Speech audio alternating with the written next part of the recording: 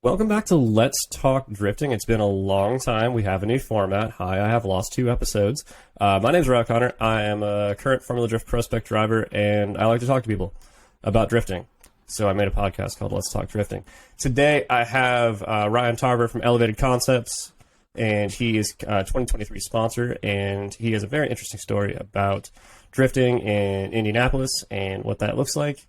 Welcome, Ryan. And who'd you bring with you? You got a friend with you. My name's Brent. I've been drifting since 14. I've got a '02 IS 300. I've been in the same car for all that time, so it's my baby. And yeah. So Ryan, tell me about. So you run Elevated Concepts. So you do a lot of stuff. Like you are an umbrella company. You're like Resident Evil, man. You got a whole corporation going on underneath you. You got drift days, you got merchandise, you got parts stuff. Like tell me about Elevated Concepts. So it all kind of started as an accident back in 2014 in October. It was just me and a couple of friends chilling in the living room. We like getting together and going on cruises. We're like, hey, let's make something where we can get together. We used to hang out at a bar that a friend owned, so we started hosting little events there, car get-togethers. And as time grew, we started seeing people showing up in the hundreds. And we're like, hey, let's start making some shirts. So we made a couple of shirts, sold them all out. We're like, whoa, we got something here. And it just started growing and growing and growing, making hoodies and merch. And then the company that we were buying all this stuff from asked me, hey, do you want a part-time job on the side? I took it. So I started learning how to make apparel, merch, and all this stuff. And, fast forward to a few years later, we had a drift team come up to us. It was actually Drift Team Ruined. And they were like, hey, man, can you make some of our merch? And I was like, yeah. And we started making some of their merch, and I made a deal with them. I was like, hey, can we put our EK logo on there and, discount it? And they were all like, yeah, let's do that. That helps us out. So we did that for a while. And over time, some of them wanted to go in different directions, more professional style, more grassroots style. So the grassroots side of it came to us and like, hey, why don't you develop your own team and start doing stuff? And I was like, well, that'd be fun. Do a sponsorship style. So we set that up and we ran that for a little while. And as time grew, we started seeing more business opportunities, and EK started turning more into, kind of like a profit margin that we started seeing. We're like, you know what? We don't want to lose sight of the grassroots, and we wanted to get more involved with the drifting community because we really enjoyed the people we were meeting. And then we were going to a bunch of different events. Me and my wife just started drifting last year, at the beginning of the year. And at the end of the year, it came to where they started hosting different events to where it was more like 50Ks and competitions, and we're new, so we had nowhere else to go. We didn't know what to do, so okay, let's start hosting our own stuff.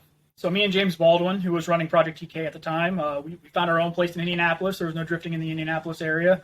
We started hosting events, and it started growing, and then we started meeting other individuals like Trent here, Austin Parks, who helps do a lot of our marketing stuff as well. And as time grew on, we're like, hey, we want to make this more curb appeal, more professional, more intriguing. So we got the liveries designed up, and now your liveries look sick, by the way. Very, very professionally done. I've seen some. Yours look very nice. Let me put it that way. Thank you. Yeah, and we have Austin Parks to thanks for that over at Spider Graphics, so we appreciate that.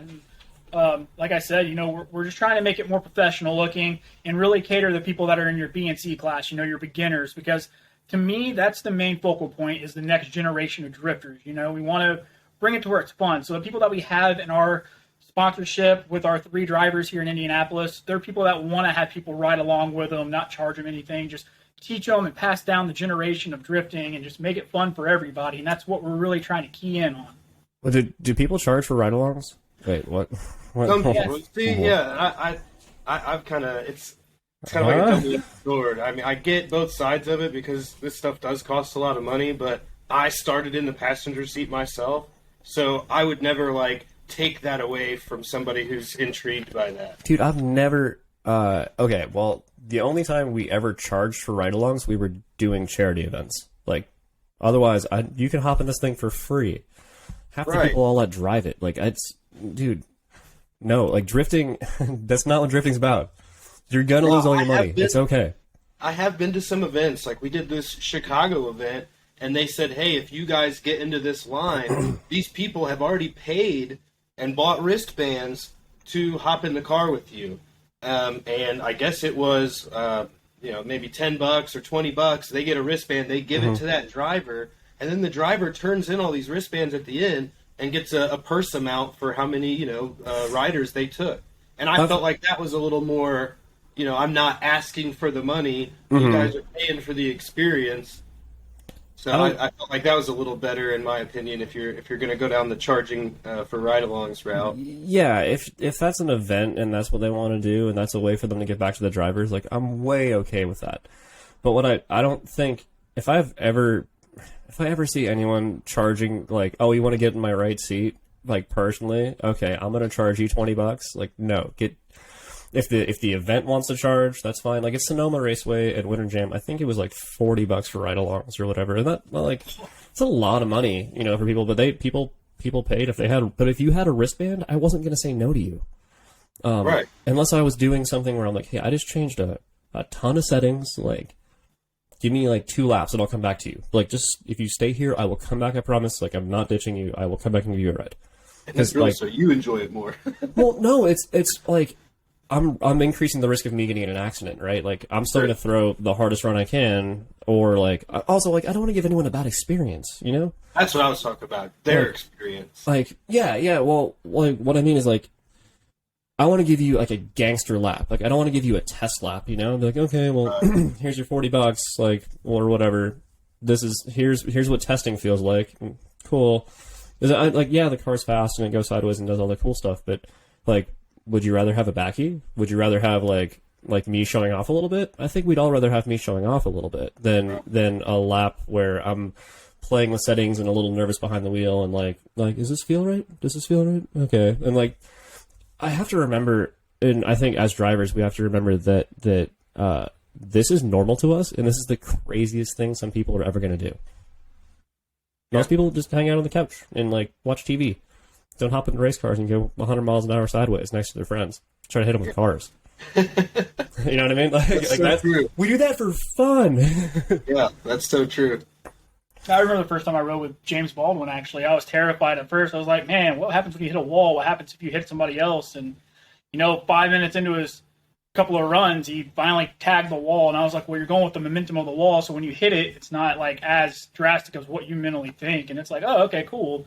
Same with your car, like you just get delivery done and you're out there, and then I finally bumped the wall, and I was like, oh man, now you're not scared anymore. You're like, okay, now I can go even harder. I don't care. So there's a thing that my mom actually told me. My mom used to own sprint cars. It was kind of like the history. That's my dad's off-road truck right there. The garage is very small. This is not a studio. This is my garage. My car's in the way. Hi. She told me I brought home a fresh paint job once, and she's like, you need to put a scratch in it. And I was like, well, like what? Like, I just paid a lot of money for this paint job. She's like, you need to scratch that car. I was like, why? I was like, new paint's itchy. I was like, I'm sorry. She's like, new paint is itchy. You just like take a piece of trim off and take a rock and put some scratches in it where you're not going to see it, and the car gets its itch scratched. I was like, okay. And that car I didn't stuff. I don't put scratches in this car. I crash it like once a week. It's just a horrible idea. I should have scratched this car. Yeah. So what? Okay. So you get into drifting. You see like opportunity. You start working with a couple companies. Like you gave me like the broad like across the way, but like why drifting? Why not roundy round stuff? Why not dirt track? Like dirt track's cool. Off road's cool. Why not motorcycles or anything else? Well, yeah, it was pretty interesting. So we started going into different avenues, and we were doing the whole car show thing, and that was neat and all, but the people and personalities that you meet, not singling out anyone, but just like a general broad spectrum, they build their cars for clout for other people, and we just like, it isn't what we liked anymore. It became this nuisance community that just wasn't enjoyable. So we started going into drifting because, we met James at Grid Life, and we just started talking, and we just kind of fell into it. It was more of an accident. My wife's like, this is fun. She went and rode with him. She's like, I want to get into drifting. So we got into it. And then we started dabbling into a street team. So now we are actually building a street team who we have Leo that runs that, and he has a GTR, and he does basically illegal street racing, essentially. Let's just put it out there for what it is. But, I didn't say it, so okay. I mean, it is what it is, but he also goes to the track. He does the quarter-mile runs and stuff, so we've been dabbling into that. And then I went out and bought the timed posts like the gates, and we want to start doing some autocross type events at our track that we have at the Speedrome in Indianapolis. So we're going to start looking into that and getting that stuff set up. We're more concerned with the demographic that we have to pull. Right now, the drifting thing's starting to grow very steadily. We like that. So we're playing with the idea of trying to throw in a little bit of autocross, like early in the morning, where the typical autocrossers like to get up at 6, 7 a.m. And you got your drifters that like to roll in normally around like 10 a.m. So 2 like o'clock in the afternoon, yeah. For four hours, let them do some autocross stuff, see how that demographic grows. That way we don't lose money renting a track, getting insurance, the ambulance there and stuff. And then the drifters can roll in, and we just start growing it that way. So there is other avenues we want to look into. We're just sticking with the niche, and we want to perfect that and then move on and keep growing. So that's why we did change our name this year from our LLC of Elevated Koncepts to Elevated Koncepts Motorsports, because we want to start getting more general. Nice. Yeah, and like you and I met at St. Louis, not 2022, but 2021, right? It was 2022. Was it 22? Was it Yeah. just last year? Oh, okay, cool. Yeah. Interesting story. Like you approached me. We're talking about trying to grow the brand and how that works. So part of my line of questioning here, which I'm struggling with apparently, is I don't have enough coffee yet. But like, what? So you're talking about, okay? Let me put it this way. Like, you're talking about grassroots stuff, and then like it seems like there's a differentiator between like grassroots and pro drifting, which I totally disagree with. Like, yeah, there's grassroots guys that like have a stock car, just go out there and beat on stuff and get used tires, and then there's a different thing going on with this. But at the same time, like, I don't see myself as a pro driver in the way of like I'm a professional. Like, I see it as like I'm just a grassroots guy who got lucky, and I'm just gonna chase this, right? So like, why go so far up into pro spec? Like, then why not just keep it like into, because like you're sponsoring me this year, which is incredible, and thank you. Like every dollar puts diesel in the tank and tires in the car, but like the pro spec name, and is it like getting name out there on a more national level, because you're a regional, right, in a way. So like what about pro spec entices you as an individual? So, I mean, within what you're stating, you pretty much hit it right on the head. So you're stating that, hey, I'm a grassroots guy. I don't feel like I'm a pro driver. But you have a lot of people out there. I mean, you can use it for any type of example. I mean, skating. How many of these guys out there started skating watching Rodney Mullen and Tony Hawk? How many of these grassroots people are out there watching these drivers out there? They pretty much start idolizing Chelsea DeNofa and all these other drivers out there. And it's like, it's great to have somebody that, we have our grassroots team here. And now that we have somebody that's pro spec that they're talking to, it gives them that bridge, that connection. We love that. We like seeing grassroots people look to aspire to what other people accomplish and bridging that gap to where you can have that camaraderie with those people. Because when I was at St. Louis, it was nice talking to everybody and meeting several other people. Derek was another one I talked to for a long period of time. Love Super Derek. outgoing. Super cool guy. One of my favorite humans at Prospect. Honestly, like most of the Prospect grid is just it's the best vibes. Like him, Hobson, Bogovic, all the homies, like, it's just high fives. When we're not driving, it is just chilling. Like, it's great. Haley's an animal. I love that guy. Like, dude, everyone out there is super cool. Anyway, sorry. Yeah, it was awesome talking to them. But then when I talked to you brought something else to the table that was very intriguing, kind of like a personable trait to where you had this energy about yourself. So, I talked to my wife who was out there. She actually got set up to be an umbrella girl for Tire Stacks, which was pretty neat. She had that all set up, so we went out there and I supported her. And I wanted to network. So I was like, I want to talk to people. I want to see what I can do to get our booth at the Formula Drift events. And then while I was trying to get that secured, which we did, so we'll be able to start going to those. Like, how cool it would be to actually have like a pro spec driver under our belt, because I don't want to go up there and be like, hey, I want like an actual, one of the Formula D, the pros out there. Because it's like, that's jumping the gun. But I wanted to talk to somebody more personable, somebody that has that bridge that can create that. And after talking to several of you guys, I just knew. It wasn't even a question. I looked at my wife and I was like, dude, this Rye guy's just super, super outgoing, super cool, and I feel like he'd be fun to hang out with and just have conversations with. So I approached you that next day, on Sunday, and I asked you, and you're just like, that sounds interesting. Let's talk about it. And then you came out to Indiana, and we hung out, and we went out to the dude. You drugged me out to a bar, and my Uber driver took me to a cemetery. Like, I thought I was going to get murdered. What are you talking about? This dude. I leave PRI, get changed. Like we're supposed to go talk shop or whatever. And you're like, come out to this car show. I was like, all right, man, like, cool. I'll be there and whatever. So you give me an address. It looks like a fairgrounds, whatever. And my Uber driver, I guess there's a cemetery like right nearby, and the address. Oh yeah, there is. Right, the cemetery. So like this Uber driver like makes a left turn, like goes through the gate, and he's like, where do you want me to drop you off? And I'm like, not anywhere here. like, see those lights over there?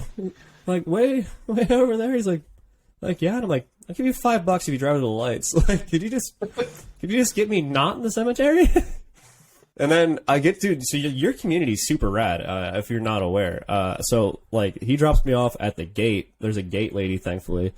And, I was like, is there a car show in here or whatever? And she's like, yeah, sure.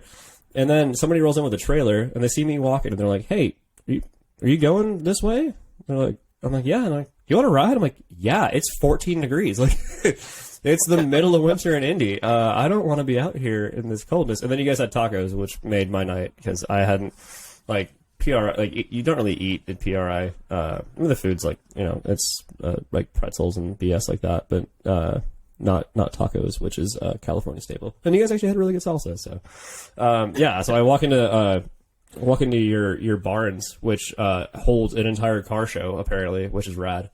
And because, like, California, it'd be outside, you'd be seeing it from a million miles away, but here it's like closed barn doors, you open it up and you're like, oh, hi, there's these really cool cars in here. There's people that look like they do things on the streets, potentially, not saying it, allegedly, that go real fast. And yeah, I was like, oh, this okay, I found my people. Like, I'm in the middle of Indiana, right? That's right. Yeah. Okay, cool. I keep getting like Illinois backwards or whatever.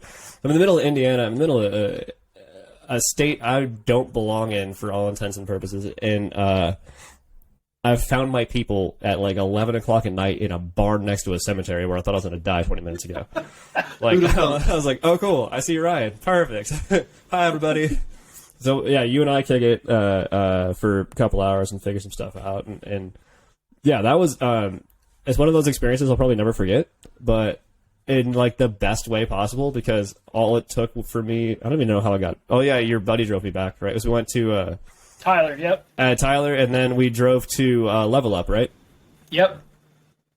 Because it's Level Up, right? Because that was Sammy. It's a gaming bar. Yeah, it's a gaming bar. They're actually dude, sponsoring us this year too. So that was probably one of the most fun nights I've had in a long time. I'm in two random ass places where I'm just being drug around by pretty much strangers. Which like we knew each other a little bit. I was like, let's link up at PRI and all that. And like I have full trust that you're just guiding me in the right direction, and that and then we ended up playing like board games all night, and that was like the most fun I could have. And that was. Well, you bought one of them too. I did, and I gave it to a friend for Christmas. Nice. Yeah, that was a super fun game. It was Skull. Yeah, exactly. I bought one too. It was a good game. Still Great game. Yeah. So that was that's probably the best night of PRI for me. Like PRI itself's a cool experience, but I think I'm more of a guy that chases experiences. So like having just the absolute randomness of Uber driver cemetery, like car barn car show, and then everything being it's car related. I'm comfortable again. And then going to a gaming bar, which I don't drink, but whatever. So like the vibes are all the same. Like, oh, cool, we're playing board games, which is right up my alley. Like I'll nerd out on that stuff all day. To going to the PRI show the next day, and I'm like, I'm over this. I just want to go home now. Yeah, super fun weekend. Anywho, so you're creating a connection between pro spec and grassroots. What's the goal? Like obviously it's to grow a business, but what do you want to do? Not 5-year plan, but like what do you want to accomplish this year? This year I just want to get word out for Elevated Koncepts, get it more acknowledged across the board through the US. We do a lot of merch, we do a lot of sales. We've never really pushed anything online. We don't sell our shirts or merch online, so I'm gonna start making that a thing. The end goal is to start building some passive income so I can focus more of my time into Elevated Koncepts, start hosting more events, travel a little bit more, build more connections, We have a couple of great connections. I know like Chris Stewart with Grid Life. We love going to Grid Life. It's one of our favorite events. So, we've pretty much gone since the conception of Grid Life as a vendor. And now it's going to be great seeing, these guys on track is going to be amazing for us, seeing our elevated concepts, liveries and stuff running on track. Just starting to grow the brand as a whole, that way when we go out, people are going to recognize who we are. And we want to have that lifestyle behind it. We want people to see us and be like, oh, they're just fun. They're a charismatic group of people, that'll naturally gravitate people to wanting to hang out with us and just have fun, because that's what the building block of this is. We're not chasing money. We're not necessarily chasing clout. We're really just focusing on having fun and creating that environment for people to want to grow and learn more about the sports. Totally. I mean, the whole thing with drifting is, for me, it's the most fun possible you can have as quickly as possible. Like, the barrier to entry is still super low. Like, the pro spec cars, yeah, they're up there, but the barrier to entry is still super low. Like, anybody can go out on a Saturday or Sunday, find an event, find a clinic, find, you guys, I don't know, I'm sure you guys have, like, instruction out there, right? Like, you have, probably don't have, like, do you have rental cars out there? We did do a rental car at our last event. I rented out my Z4, and guy took to it like a fish to water, honestly. He started doing really good, and I think by the end of the day, I'm pretty sure there was like 10 different people that ended up driving my car. BMW Z4? Yes. Nice. Yeah, we have a couple of BMWs. My wife has the 325, and then we have a 330 ZHP, and we're turning that into a party car K24 swap, so hopefully that'll be out on track on 2024. So, I saw a K-swapped GTR the other night. Oh. Yeah. I told the guy it hurt my feelings. I was like, I guess beautiful. Don't get me wrong. It's I don't throw shade terribly. Yeah, but like, okay, I'm not like RBs are fine, 2Js are fine, but it has less cylinders than it had. But it makes way more power. It makes like 800 horse or something like that. I guess those K motors are like really intense, which I'm not super versed in. Normal stock block, 450 stock block. Maybe just replace the head bolts. Yeah, he was like Darton sleeved. It was built to the 9. Like it was a primo build. But you'll find that motor in a junkyard for $400-500 all day. Yeah, can't do that with LSs anymore. Well, not that one specifically, yeah, but just the K24 A2s. I'm excited for them. The whole build on the ZHP, I priced it out. It was like $7,200 with turbo. Us installing it, and I have our guy at TLA Motorsports going to do my loom and my wiring harness and everything. Nice. Do you outsource? What sort of fabrication do you guys do, or do you outsource? We do welding. Not really strong in the TIG, but we can do a lot of MIG stuff. And then just basic install, tinkering and tuning with the mechanics. As far as like programming and tuning, we outsource that to TLA Motorsports. They have an all-wheel drive dyno, and they're out here on the north side of Indianapolis. Got it. Have you noticed that when people say that they have a dyno, that they always read low? Like, no one's ever said that there's a dyno that reads high. Yeah, I think I know what yeah. Everyone's like, it makes 600 horse, but my dyno reads low. Like, okay. Yeah. No one's like, it makes 600 horse, but my dyno reads high. Like, I actually make 500. Like, everyone's like, no, it's just low. It makes more power. Mustang dynos, they read low. Yeah, Mustang dyno jets read low. Like, okay, so then they're all the same, is what you're saying? All-wheel drive dynos, I'm sure, like, actually read low. I will say, though, parasitic draw, but my boss picked up. He's got a twin turbo Viper. Yeah, he's got a lot of cool cars. It's one of many. Well, then. But picked up a twin turbo Viper in Texas. They dynoed it that day. It made 1,234 horsepower. Then he brought it home, and maybe a week later, they had a dyno day here in Indy, and I think it made somewhere around like just over 1,000 on someone else's dyno. So there are some discrepancies there. Well, but it kind of just depends on what dyno you use. Some read high and low just from my experiences that I've seen. That'd be 10%, right? Roughly, yeah, something like that. I guess there can be a 10% variance in what dynos read, but I don't know. I just think it's always funny that like everyone says their number and then that their dyno reads low is the next thing out of their mouth. Just watch it happen the next time you have someone pull dyno numbers. They'll be like, but it reads low. Like, okay, we all lie about our horsepower numbers in Prospec, so. There's no way. Are you still stock engine in your Prospec car? Yeah, stock LS2. Okay. Okay.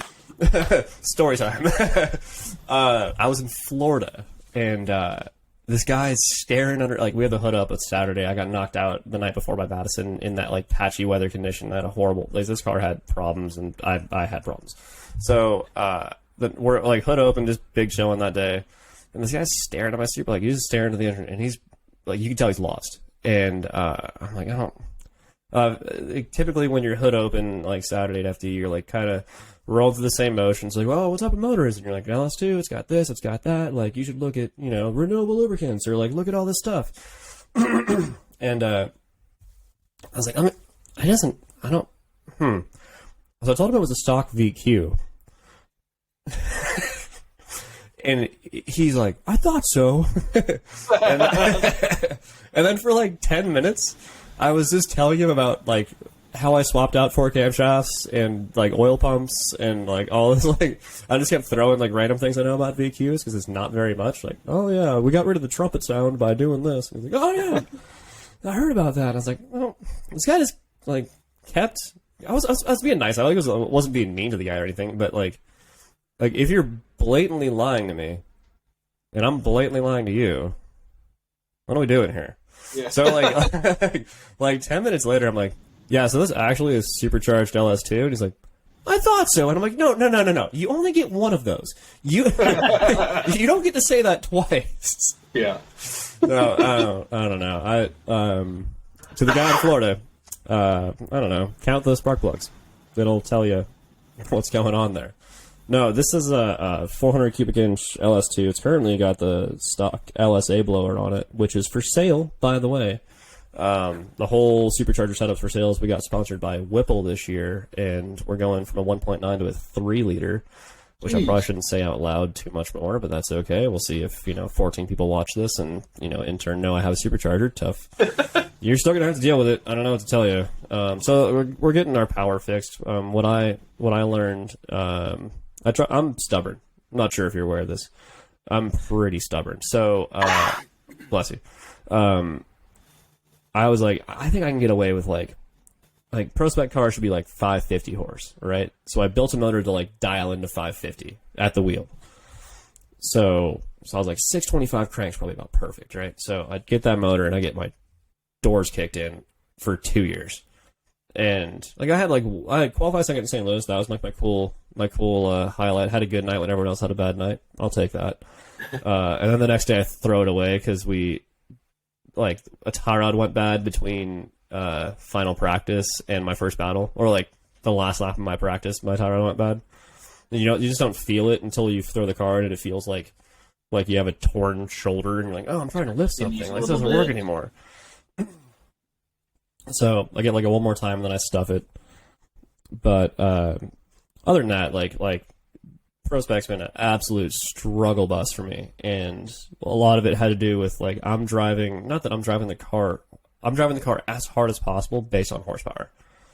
Like I was slower going into turn 1 in Utah because that's as fast as the car would go. Like I was going 95.5 miles an hour into entry. That was it. That was to the wood as quickly as possible with traction. Really throw it, gear, hold it down. Like, and then initiate. And that was it. That's the fastest I can go. Meanwhile, Hately, 103.5. Like, if I went against Hately, I would have gotten just my door kicked in. Like, lost in the cloud. Yeah, I would have gotten murdered.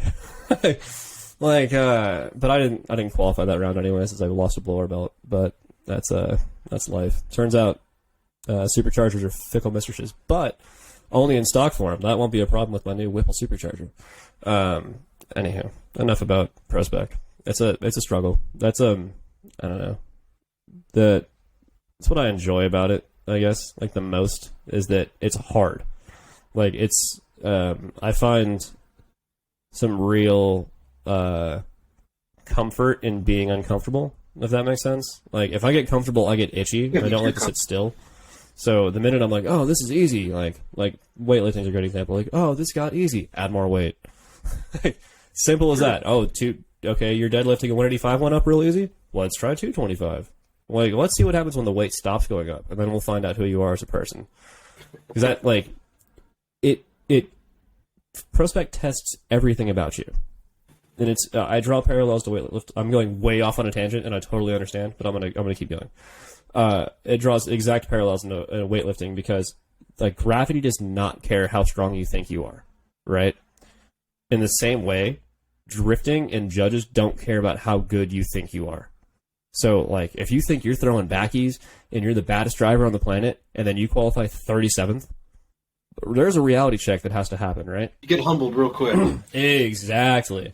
So, and I like running into like I have a constant struggle with like ego and fluctuations and all that, and I like hard tests that put me where I need to be, right? So it's all about for me like taking those waves out and trying to be more level across the way than it is about like people are like, oh, you need to have more confidence. I'm like, I don't know if that's true.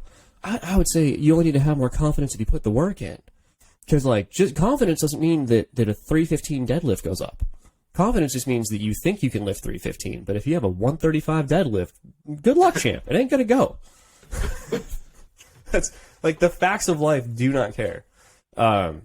Anyways, so do you think driving with those better drivers, I mean, this is just a question for me. Mm-hmm. We talked a little bit before we started. Yeah. You know, I've been drifting for about 8 years, and I feel like I'm kind of hopefully stepping in that direction of maybe pro spec. I'm starting to kind of edge into competition. So I know in other forms of racing with better people than you, eventually you kind of step up and you become better yourself.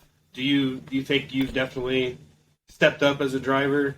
I think that works in all avenues of life. I think there's a phrase, iron sharpens iron, and like when I was playing Little League, I always played like one tier up, and I ended up playing. I was pretty good at baseball, I guess, by the time I was done. But the moral of the story, like you're gonna become what you. Oh, I just tapped the microphone. You become what you are around you, right? So if you're like watching garbage TV and eating trash, well, that's gonna happen. Or like you can take care of yourself and lift heavy, and then be around people that take care of themselves and lift heavy. Because they're like, if I took, like my family, for example, right? So, they don't eat super well. They don't really like work out or take care of themselves. So like by comparison, I'm doing fantastic. But when I go to the gym, I get humbled, right? Because I'm like, damn, this guy has 25 ring muscle ups and I don't. And is that something I want to chase? But to relate it to drifting, it's the same thing. If I go to, I'm going to speak carefully because I don't want to like offend anybody, but like if I go to Sonoma and go like tandem with a stranger, and I have a 600 horsepower missile, and then he has a stock car, like it's going to be easy for me to catch him. It's going to be easy for me to stick it to his door and all that. And it's like, oh well, okay, like that was easy. Versus I'm going against Madison, like one of my favorite battles all year, Derek Madison and I in New Jersey, because we had the same blower, kind of the same setup. I know he's had a little bit more power than me, but we're door to door pretty much the whole battle, both directions. So lead and chase. Like I'm pretty sure touching me, like this thing has marks in it if they're from him. And it made me a better driver that night because that's what's possible, right? Seeing these battles take place where you're amped and you achieved something new, like in Winter Jam, right? I hit Julian Jacobs, one of the Animal Style guys, who's driving a stock VQ. And I can feel him bumping me, right, on my side of the battle, when I'm leading, and then in the chase, I'm like, I gotta hit him. So like go into in clip, and I bump him, but I hit him a little too hard. And I was like, shit, I had to lift off. So I lift off, and he pulls because I lifted. I'm like, oh, damn it. But the whole experience was like, next time you bump somebody, don't lift. And like, but having to drive against a driver of that caliber makes you, to answer your question short, yes, it makes you a better driver. Driving it, and the very short answer, yes, it makes you a better driver. It's about like the people you're around in the end of the day, right? If you're around a bunch of people that are lying to themselves about how good they are, then eventually you're going to too. But if you're around a bunch of people that are constantly being humbled because the people around them are also very good, then your whole community is going to just rise up, because you're all pushing each other in this positive fashion, which is why, like, I have tons of respect for guys like Animal Style. And, like, even though it's a different You know, it's funny. It's like, it's a different style of drifting. Yeah, those guys go hard. Those guys go hard. I've lost a half of them so far. And it's because they drive so well, right? Because they push each other every time they drive. There's no slack in that team. Like, they are top-notch drivers, front to back, side to side. Find people like that and drive with those people. Like, the most dedicated, like, are you going to work on your car every day? Like, I'm going to work on this thing today, but, and, like, I'm going to go, like, those are the two things I'm going to do today. Lift weights, work on my car. That's it. I don't care about anything else. Super Bowl's today, right? Super Bowl today? Yeah, I'm not watching that. I don't even know who's playing. What's that? I don't even know who's playing. Yeah, I don't care. I don't want to care. You know what I want to care about? How I'm going to move my firewall. How I'm going to make different bash bars for the rear of my car. How I'm going to improve this chassis so that I can be a little bit better. So the next time I'm like up on a wall, I know that the back end's a little bit softer and I don't have to, you know, be nervous about the back trying to take the front end. That's all I care about. Nothing else. Are you a fabricator yourself? Huh? Are you a fabricator? We all are to some degree. To some degree, we all are. I don't have a tube bender in here or anything like that. We have a welder in here and a drill press, and I can make stuff by hand. Like, I went to school for machine and metals technology, so I can make parts on a lathe, which we have a lathe in here, and like, I can make parts on like a Bridgeport mill by hand. But other than, like, for what I need to do, the sheet metal stuff, I'm not super good with. Like, I can get it done, but it's not top tier, like, bead rolled. This is pretty. It'll pass DAC, but it's not going to be, you know, like, I'm one of the grassrootsiest guys. There's no room in this garage. I'm sitting on a 5-gallon bucket right now. And this microphone is held up by 2 5-gallon buckets, and my laptop's on my welding table. So, you know, like, if I was around a bunch of fabricators all day, I'd be a better fabricator. But I'm around people that lift weights and people that work on race cars, or people that drive race cars. That's it. You know? I just asked because that's what I'm getting into myself. I went from a desk job of 7 years to kind of following my dream job. I've always fell towards cars. Hell, I was in college for a few years and kind of just stopped going and was working on my car at the time. Just I know it's probably not the wisest decision, but like I said, I was chasing my dreams, and I work for a performance shop. It's kind of a private shop, but it's definitely gave me a lot of experience, and I'm learning new things every day and get to put my hands on tools that I would have never had the chance to touch. So, what's the number one thing you learned there so far? You just built your whole cage yourself, didn't you? Yeah, I just built my whole cage myself. Okay. So yeah, we've got a bender. Welding is really where I've been trying to succeed in. I'm pushing myself towards TIG welding. And we've actually got a lot of engine building machines too. So that was another one of my favorite things. So 2 years ago, I built my 2JZ, did some forged bottom end internals, and lots of new gaskets, ARP bolts and stuff, just to make sure I can handle some boost. So that was a dabble in towards engine building, which I've never really done before, and now it's kind of something we do pretty regularly there. Oh, I'm picking up a block for free. I can ship it to you, and I'll slowly start sending you parts to put it together. Yes, I don't do bottom ends. I'll like put cylinder heads on and, you know, time in a motor and shit like that, but I don't trust myself. A lot of it's just having the right measurement tools, and then knowing how to use them as well. Yeah. I blew a motor up once. We found out. So how this motor became a 404 is I blew up a motor as I forgot to turn my fans on. No big deal. Just, you know, lost thrust washers that way, weirdly enough. And we found out this cylinder had a 5 thou taper in it. Like, cylinder number 1 had a 5 thou taper, so we bored it 7 over. And then my dumbass bought the wrong height pistons because I was going to use a stock crank. And turns out stock crank with the wrong size pistons equals 0 compression for a long time. So my machinist calls me, he's like, "Hey, man, bad news. I got to take apart your whole engine again because you bought the wrong stuff." Like, this tracks. Like, this is, as I was working I used to work as a parts manager for Toyota. Like, I had the career job. So, I make decent money. I was basically self-funded out of FD the last 2 years. Like, I did FD on $20,000 and $28,000 the last 2 years, which is a low number. And think about half that's tires, realistically. So I like got crew, flights, hotel, and food. I guess people need to eat for the rest. And so I worked there. And where are they going with this? Oh, 404. Where's it going with this? I don't know. So I quit that job. That job sucked. To kind of to your what you were talking about, like chasing your dream, right? So now I work at SFG Wraps, and in Newark, it's a 51-mile drive in each direction, but I get the time off to go racing, right? So that's the most important thing to me, is doing that there.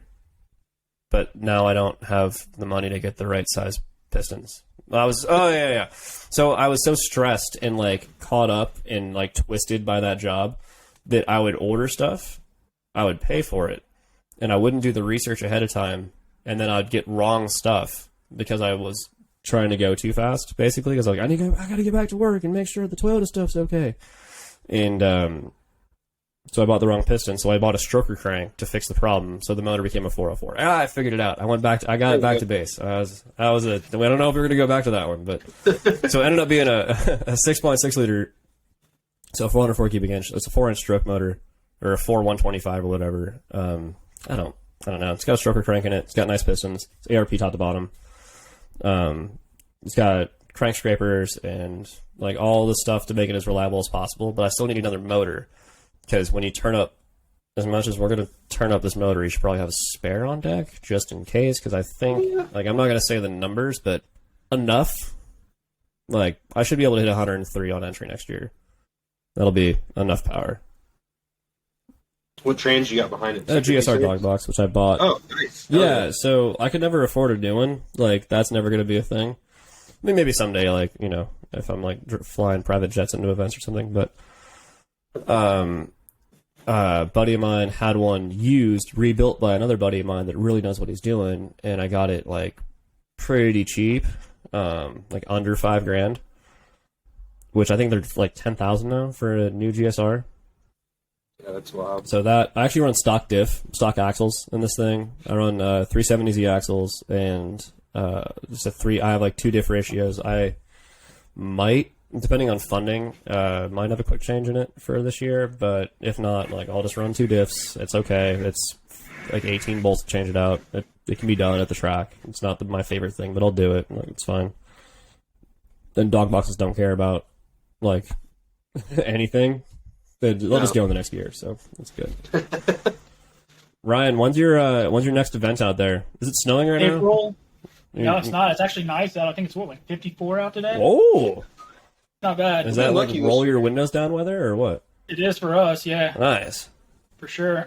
April 7th is our next one. It's on Good Friday. We did it on that day, so we can do from sun up to sundown. Actually, I think we're going to go until the cops pretty much show up, to be honest with you. No, it's Good Friday, so everybody should be off work, so it should be a pretty good event. We already have it up. People are registering left and right already, so. Where's it at? Speedrome on the east side of Indianapolis. Speedrome. Figure eight and oval course. Cool. I think it's a 1/5 mile figure eight. Oh, well, small thing. Yep, it's not very big. It's great. A lot of fun. We do 2 different layouts on that track. One that's more for fast pace cars, higher horsepower, and then we do another one more intricate that's for lower horsepower cars. Could you safer for newbies? Could you link the corners via the straightaway without a manji? Like, could you come out of it like a dirt car, just like a little bit sideways, and then huck it again? No, you can stay full sideways. Oh, yeah, really? Yeah, I mean, come off the bank, and then one transition, you're onto the other bank. Yeah. Just kind of sweep through wide. Is that the you track? Can tell my skill level is. Yeah. Hell, we were doing 360s in the transition part. That was fun. Is that the same track that is in June, right? It's like the day after FD. Oh my God, yeah, you'll be at that track actually. Yeah, I'm gonna be there. I'm gonna drive your guys' track. It's gonna be a yeah, hard drive, but I'm gonna make it. I'll be right next to you, man. We'll caravan that drive back. But Hell yeah. We're teaming up with Clean Culture. They're gonna do like a little car show. I think they had 100. That's a big car. Yeah, show. they had about 130 something, 140 something cars out there for the car show. That's a good show. We had 84 people register for drifting. And then there was over 1,000 spectators. Yeah, it was really pretty good big. turnout. Dang, look at you. That's a big event, dude. That's a big event. Yeah, don't let him talk it down. It was actually big. No. I pulled in and it was just car. I mean, everywhere you look, just clean cars, bunch of colors. I mean, it was awesome. Dude, I was so SFG. So we have a Ignited Souls, like our apparel brand, hence the Ignited Soul 350C. You should probably put apparel on there so people know what it means. But anyways, so it's like my big knock at my boss. I'm like, hey, no one knew what Ignited Soul was. They're like, well, how did not? Like, no one knows. It's an apparel company. Anyways, we're at a car shows. Everyone just got their cars wrapped outside of me. My fender is still on the car at the time. And I pull into the parking lot, and the guy, I guess, who's running the event is like, you gotta do burnouts in my parking lot? I'm like, do you want me to? Like, I'll do a 4th year sitter if you want. Like, like whatever, dude. He's like, no, like, I don't do that sideshow stuff here. And I'm like, I bought a Formula Drift car. It's the only time, like, I'll pull out, like, hey, it's an FD car. I worked for a decade to not do, hood rat stuff. I don't know how to tell you I'm not going to do dumb stuff in your parking lot.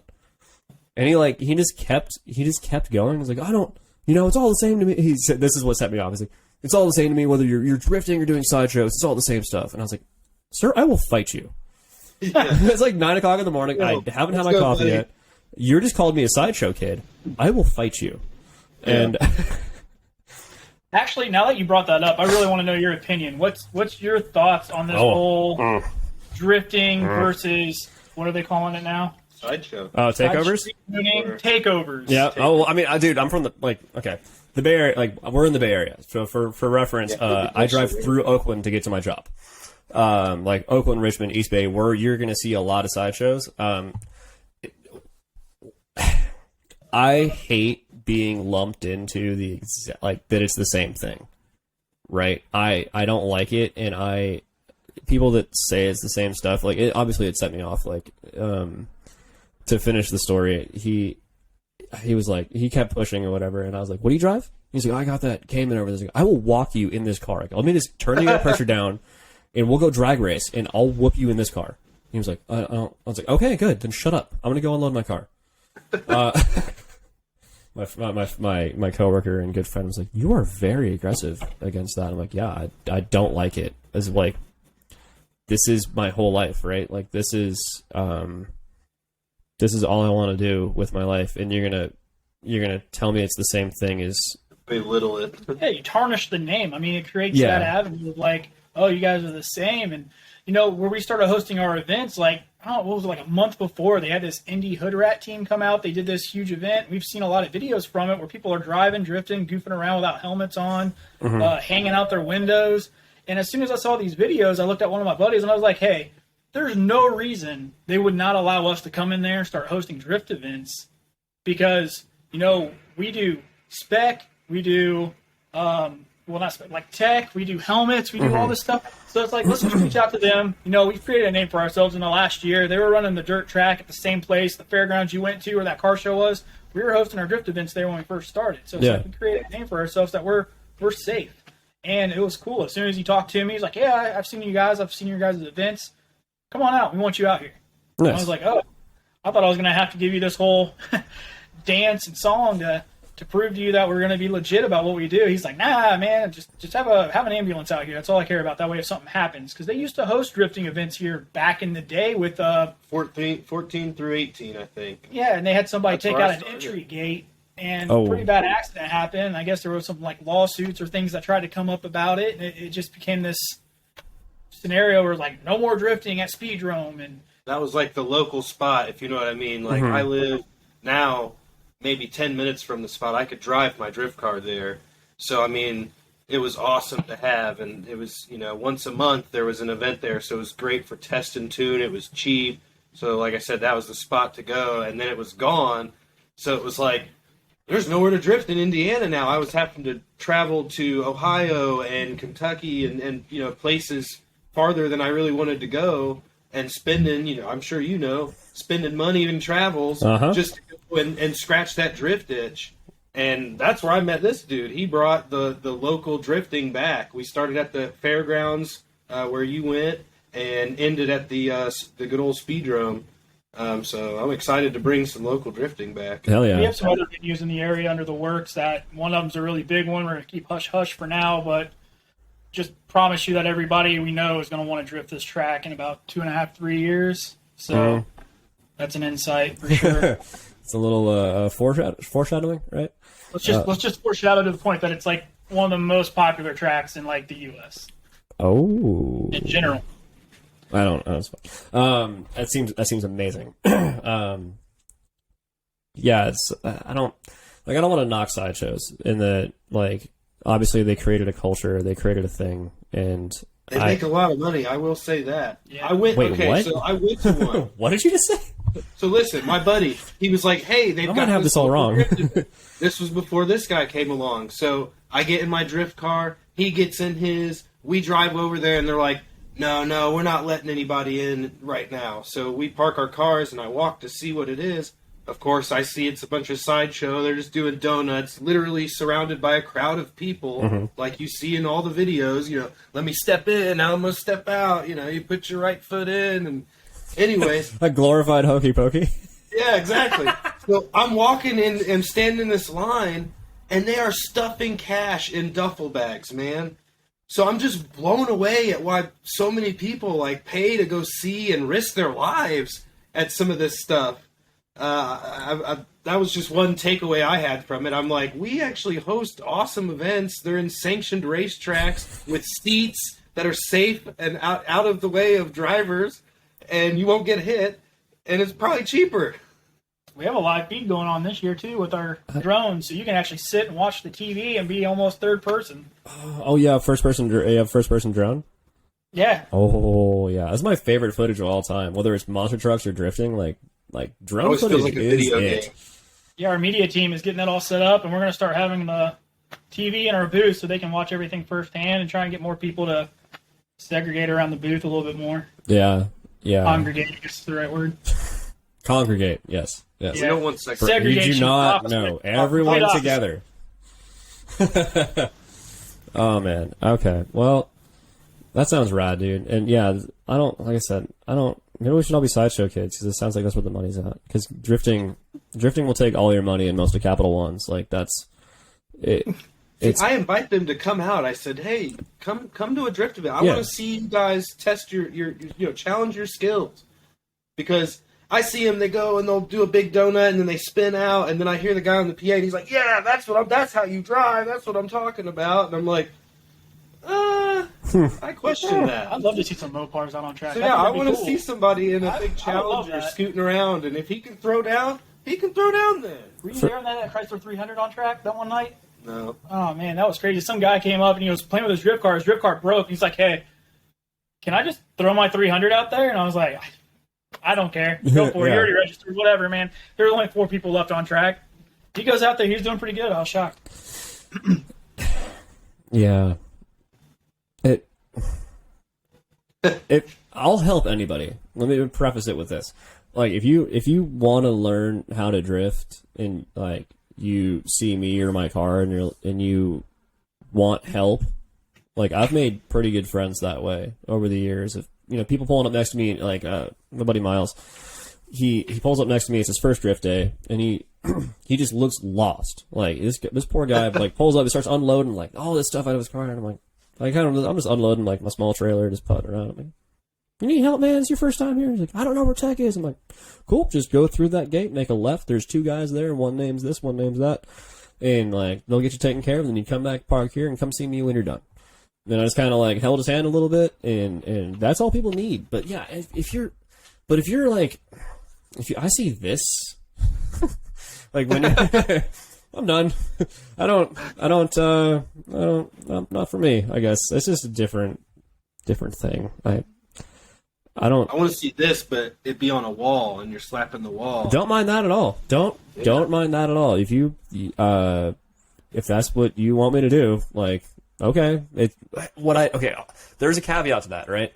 So if the course is made so that on the wall makes no sense, then I'm not going to do it. But if part of the track is like, okay, well, here's an outer zone, and there happens to be a wall there, and then you're like, hey, you should probably come here. I'm like, okay, then yeah.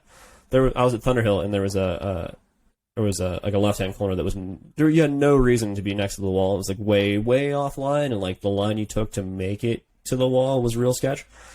Not sketch, but it's a big skid pad. But it was a wide line, like back towards itself. So if someone else started to come, like you would get kind of close. And these guys are like tapping on the wall. I was like, okay, like I'll give them one. And I got like a foot and a half off or something like that. And they're like, you're a foot and a half off. And I was like, okay, that's about it. Like I don't need to yard sale my car because two people were like, come here. That's not it. Although I don't know, I would probably. I get pretty stupid. I get stupid. Like that's what I love about drifting, and why I love talking about it is, like the minute you get in the car, like it's your true version of yourself, right? Like I am calculated, but sometimes you just gotta go dumb and like do something stupid. Like I am strategic, I am cautious, I am all these things, and then I put my helmet on and I'm like, let's see what happens if I go like 10% too hard. Like that's been my greatest downfall in FD so far. Like every time I've crashed, I've gone 110%. And like usually I'm like 80%, and that's why I qualify low. I'm like, I'm just not driving hard enough, and then I'm like, okay, game day, turn it up, and then I go to like 110, and then jump my car in New Jersey off a K rail. Yeah, FD's hard, dude. turns out pro spec is freaking hard. I can only imagine, man. Yeah, I mean, if you want to come out, like I need crew guys still, so. We'll get out there. We'll be bringing a gang of people with us. Here's an unknown thing about FD. It's really hard on friendships. Turns out it will test all your friendships. And talk about the ones you've made in drifting? No, well, yeah, like because you have this one common bond, right? So, and then you're spending weekends with these people, and like. You could have the best thing about drifting is like no one cares about your political views, no one cares about any of that, outside issue BS, right? But we're here for race cars. And then like how am I going to say this carefully? Like everyone that was on my team I've known really well for a long time, and it's still tested like our friendships. Just because like in St. Louis, like Ryan, you were there, it was hot. And the year before it was hotter, and it was like you get in dumb arguments because you're all tired and hungry and like sweaty, and you took a shower this morning, but you needed 2 more before noon, and you haven't gotten them. Like you're kind of miserable, except when the car's sideways, and then only then when everything's okay, and only if you have a good lap. Otherwise, it's still miserable. So like you're just chasing like. The crew guys that are there for you are there because they're your friends, and they're miserable because it's hot, it's sweaty, and like they're going to be there for 15 hours working, and you just broke another axle, jackass. Now I have to change another axle for you, right? Like I have to touch your hot exhaust and change out one of these AutoZone axles because we ran out of OEMs, and this is like the heat, everything just makes it it's so hard on people physically and mentally that. Emotionally it wears them down, and it's just hard on people. Like if you're not prepared in those 3 facets 100%, and even still like it'll test every friendship you have. I think I heard Madison like the 4 homies that are his crew also went to PRI and were just like out there helping for Madison, and I was like, damn, that guy got just like the hookup on the crew. And I don't know exactly where I tend to wander off in tangents, but the whole like that's honestly like that's one of the harder parts about FD that I didn't consider was how hard it is on friendships, because you're trusting your friends to do all this work for you, and you're like I couldn't pay people more than like I can't even pay people now, but like I'd pay for your flight and your hotel and I'd give you a couple $100 so you weren't out of pocket. And that's it. Like I couldn't do anything. They're more there to help you. Yeah. They want to see you succeed. Yeah, exactly. And like it's incredibly hard to keep people that have like independent businesses because they're losing money, regardless of like whether or not I paid for their flight and hotel. Like he could have been at work for a week and made, a couple grand or something like that. And instead he's on the ground changing another broken axle, touching exhaust, and like at some point someone's gonna be like, man, fuck this. Like this is hard. Like this is I don't know. That was the untold thing for me was how hard that was going to be. But I mean, I'll suffer, I'm sure you guys will too. Like by yourselves, like you'll stay up late until 3-4 in the morning, getting the car done, doing what you have to do. I've been over here until about 2 or 3 in the morning before. For sure, dude. I've hung out with that guy late night. The guy gets fun after 2 o'clock in the morning. But but like the like independently, we'll all suffer. But when you get friends involved, you're like, man, this is hard. And like it's so selfish. It's the most selfish thing because it's all for you, right? Like it's all for the name on the side of my car, which is my name on the side of the car. Oh shit, it's all for me. And I don't necessarily like that as an individual. Like I don't like putting people out or like feeling like I'm being selfish when we're in an inherently selfish sport, right? Like it's all about my car, it's all about my team and me and me. And I hate that feeling about it. I struggle with that constantly, like at FD events. But you have to get used to it. Like I have to get used to it.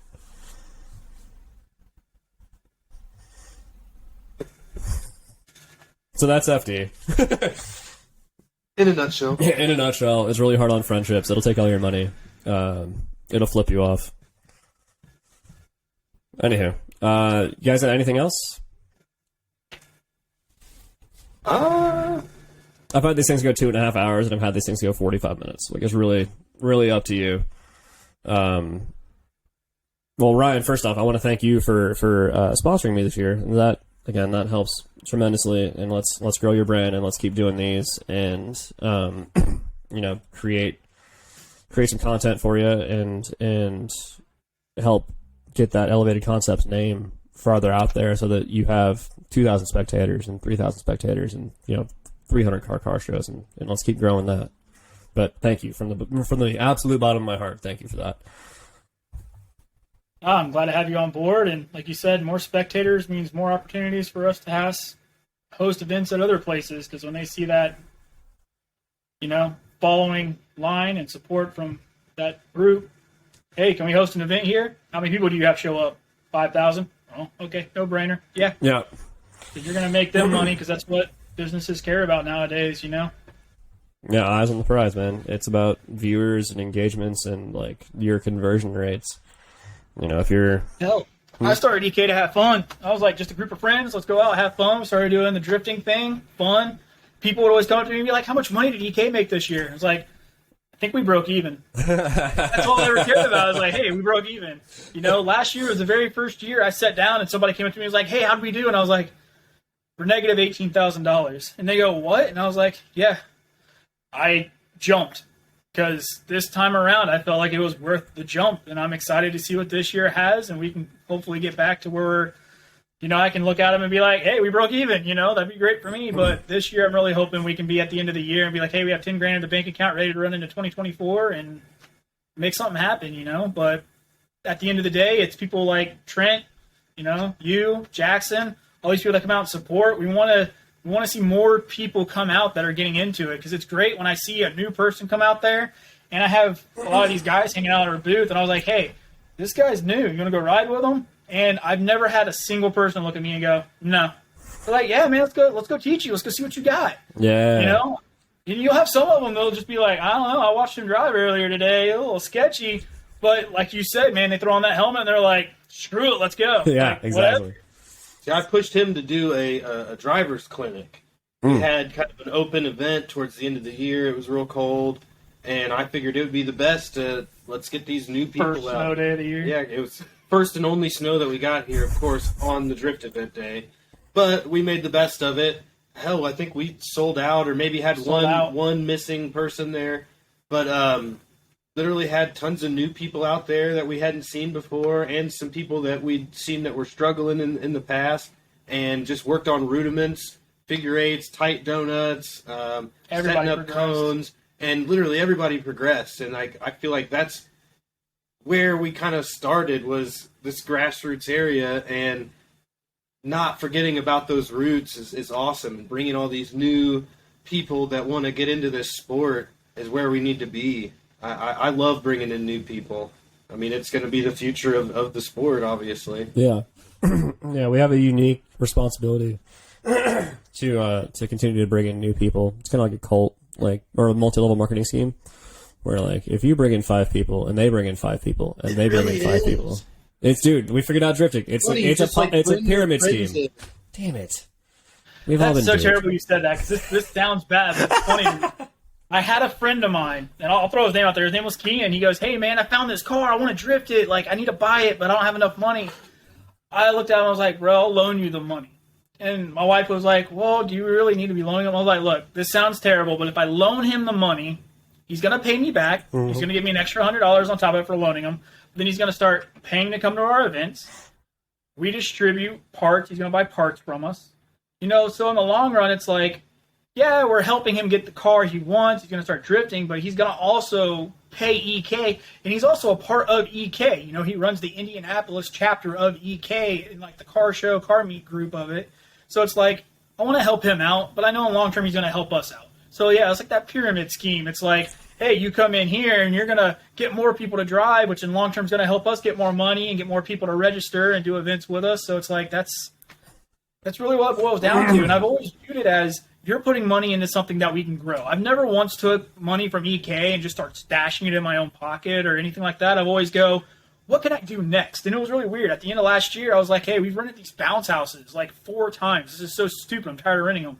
I called the guy and I was like, hey, how much do you want for this bounce house? Can we just keep it? So the money we made from that event, I just took all that money. I was like, screw it. We bought a bounce house. Now I'll have a bounce house for every freaking event. So these kids have somewhere to play. But these parents are drifting and having fun. Wait. At your drift events, you have a bounce house. Yeah, this dude has hell yeah. we have the adults get in it. It's just having fun. The crazy carts out there. Yeah, we're renting out the little crazy carts with a little drift setup. Yeah. Well, so you provide. Okay. We're an hour 7 in, and now we're talking meat and potatoes. So at your drift events, you have a bounce house. You have crazy carts. Food trucks. Food trucks. Well, we don't do the food trucks anymore here because we had a contract with Speed Drum. So that's how they're making money. They have their own concessions. So Speed Drum has concessions. Yeah, but we do have a sponsor. They do ice cream and stuff, so we're going to try and have them still out there. We have our own tire guy that comes out, does tire changes and all that. Anything that's going to be fun. My wife had this cool idea for the October event. We did a Halloween bash, and she's like, hey, yeah, we did trunk or treat, and then we did tie-dye shirts for all the kids. And it was cool. She's like, hey, if you put the little EK logo on white vinyl on the chest, when they tie-dye them, it'll leave that white EK logo white. And I was like, really? So we made 100 of these shirts, took them out there, and a bunch of kids were tie-dyeing shirts right there on the fly, having fun. How many shirts did you go through? I think I have 30-something left, so we went through 60 shirts. We went through a lot of them. There was people making multiples of them and stuff. It was really neat, and yeah, as soon as you washed them out, the little EK logo stayed right there, and I was like, this is cool. I looked at my wife, and I was like, you have great ideas. She came up with our newest idea of our rip zone with the skeleton hand, so we're excited for that. And then we have the Project EK stuff, which is our actual drift team. He's actually wearing our Project EK shirt now. I don't know if you can see it, picture quality. Oh, it'll upregulate, hopefully. And then we'll have our new logo. We just released the cherry blossoms. You'll have a care package coming in for you, so you'll have a couple of these shirts coming in as well. That way you can rep them. But you'll be one of the first ones to get the cherry blossom shirt and the Rip Zone shirt and all that stuff. So perfect. And we have my buddy Ian's got a cherry blossom G35, so I'll have to share. But those are. I like cherry blossoms. You guys, okay? So you do a lot. It's not just that you hold drift events. it's that you're providing a whole experience for the day. Like, you're not just like, okay, here's a skid pad and a car, go have fun. You're on my phone, I can move you around, but you're actually in my basement, and we actually print and do all this stuff in-house. So we do all this. Our plotter was literally sitting right next to me. Oh, dang, okay. We're playing everywhere. So, I mean, we do all this. The garage is completely full of drift cars. We never sit still. We're always working on something. We have people come over all the time, cook out and work on cars, hang out. Perfect. Okay, so yeah, you're doing all, and on top of that, you're doing the you're selling parts. So you're able to like sell parts to the community also.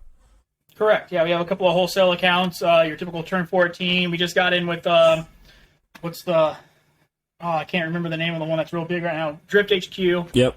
We got with them. A couple of other companies. SLR, Race Quip. We love Race Quip stuff. Yeah. Bridge Moto. We met them through Grid Life. Just started selling their stuff, and now we're talking to Slammed Enough about trying to be vendors and do more stuff with them. Now that they're doing a lot more stuff in the drifting community, just to have our team go out there. We never procured IA. That's one we've always tried to chase after, and I finally just gave up after a while because it's like, oh, we don't want any more T-shirt companies or sticker stuff. And I was like, we do way more than that now, but we'll still go out there, drift, support them. We like the lifestyle that they created a long time ago, so that's impressive. And then Tuner Evo reached out to us, was it 2 weeks ago? And they asked if we can start coming out to their events. So it's really honoring and nice when people are reaching out to us instead of having to type out all this stuff like, hey, can we blah, blah, blah, blah, blah. And it's just really cool. Yeah, you're a busy guy from what it sounds like. So you're doing so much more than just hosting events. And again, I'm honored to be a part of the team and help you out in any way I can. And so in Indy, if someone needs safety equipment, needs parts, needs things from Drift HQ, they can come to you. Oh yeah. So is there a website? That's funny. No, we have never got online and started selling our stuff. So I'm going to start pushing that this year. I hired a guy that's going to start getting that stuff organized. Because, like you said, I do a lot. So now I'm starting to learn the art of delegation. Mm-hmm. We have a media team. That's what I specialize we have them running our Instagram. Yeah, so like when you messaged me on Instagram and you had like two separate conversations, you were confused for a second. I was like, oh, that's because there was two different people talking to you. Yep. We're going to try and eliminate that little issue, but not a bad thing. Just don't run your own Instagram. Like I run my own, but you have a little larger of a following than I do. But I'm sure what I would say and this is like what I do for most companies is like I kind of run their operations and like help them with management and stuff like that. Just have one person answer your DMs. Like you can both post, but have one person answer your DMs, and that makes life way easier. Because then, like what I would say to people that need parts in Indianapolis or in that area is like just DM you, like support local business. Just DM Elevated Concepts. He'll get your price and get you what you need and get you taken care of. Would that be a fair assumption? Oh yeah. Until your website's up, like just shoot him a DM. Hey, I need a new race helmet. That's how I get it. Especially with safety stuff. Like it's like if you have Race Quip on your side, that's a great it's a great resource. I mean, I use Impact. Maybe I can set you guys up with Impact, but yeah, you have Drift HQ. You have if you have Drift HQ, you have everything you need and the turn account, right? So you have so many options to do whether it's race parts or safety. Again, like just DM Elevated Concepts and get what you need instead of having to like call and do all the research yourself. Like have them do it. I think we're going after Summit Racing next. That's the next one on our pocket. But NRG is probably the one I call the most. I probably call them once a week, talk to Wes. I'm like, hey, man, I need this and this part because coming to find out these more rare signature parts, and if you get to that level, I highly recommend you releasing a signature part because for some reason they sell like hotcakes. The Ryan Literal stuff, for some reason, everybody chases that. And I've seen the steering wheels in my own booth. People go in there and fight over it, pay like $100 over retail for them. Really? It's insane.